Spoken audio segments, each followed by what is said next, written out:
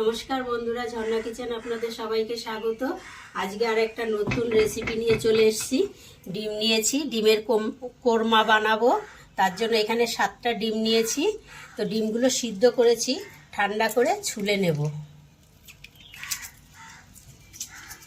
ডিম ছোলা হয়ে গেছে। এবার ডিমগুলো একটু এরকমভাবে সাইড দিয়ে কেটে দেবো।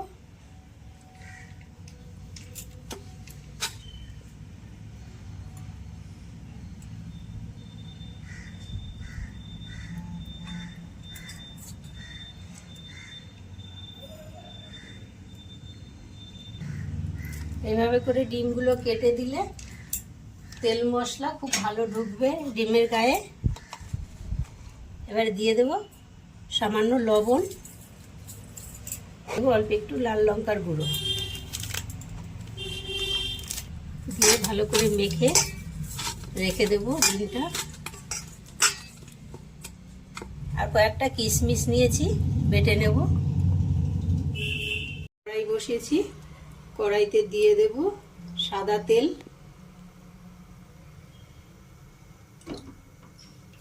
আর দেব 1 চামচের মতো ঘি।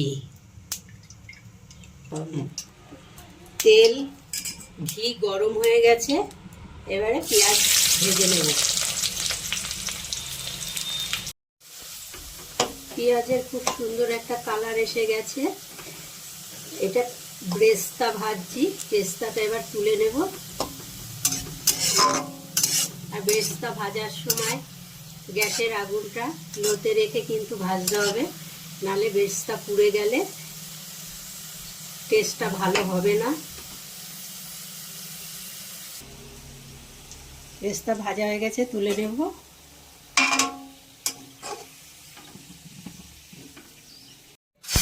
হালকা করে ভেজে নেব।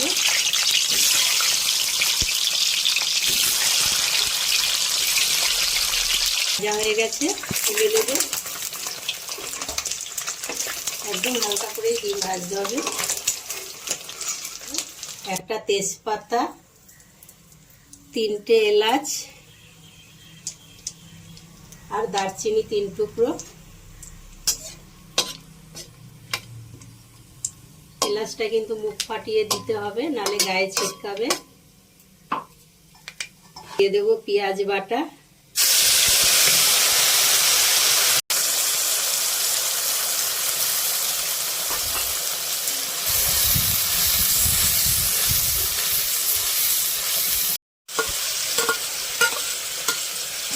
ডিমের কোরমা মশলা বাটা দিয়ে করলেই স্বাদটা ভালো হবে।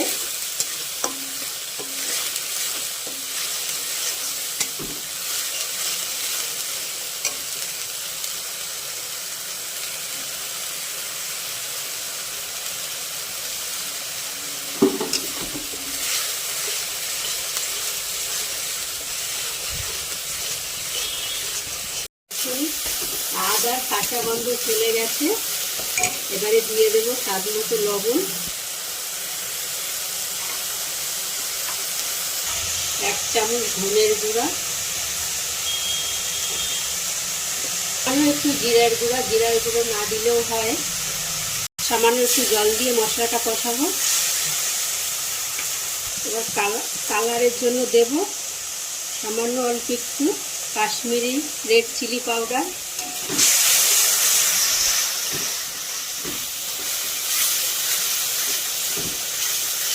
কিশমিশ বাটা,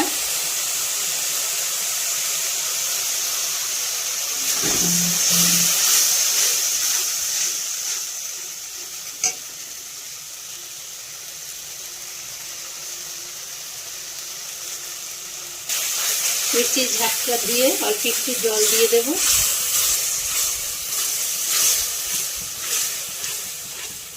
এবারে দেব সামান্য একটু গোলমরিচের গুঁড়ো,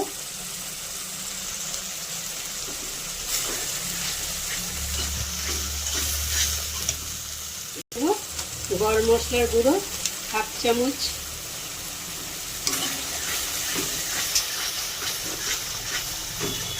মশলা খুব সুন্দর কষানো হয়ে গেছে, মশলা থেকে তেল ছাড়তে শুরু হয়েছে।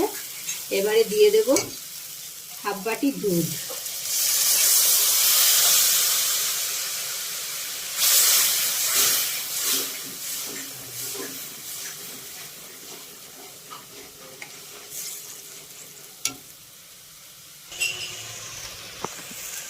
3টে চেরা কাঁচা লঙ্কা,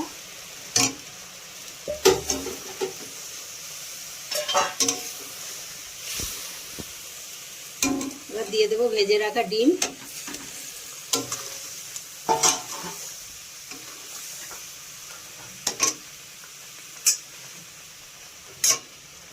আর অল্প একটু ব্রেস্তা ওপর দিয়ে ঢেকে দেবো।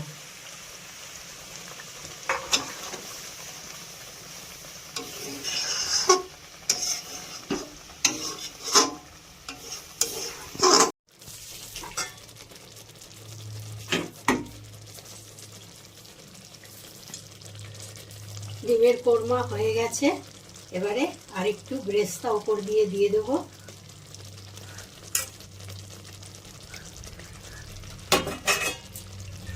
আর অল্প একটু ঘি ওপর দিয়ে ছড়িয়ে দেব। গরম সার্ভ করে নেব। খুব কম সময়ে তৈরি হয়ে যায় ডিমের কোরমা। দেখুন কত সুন্দর দেখতে হয়েছে।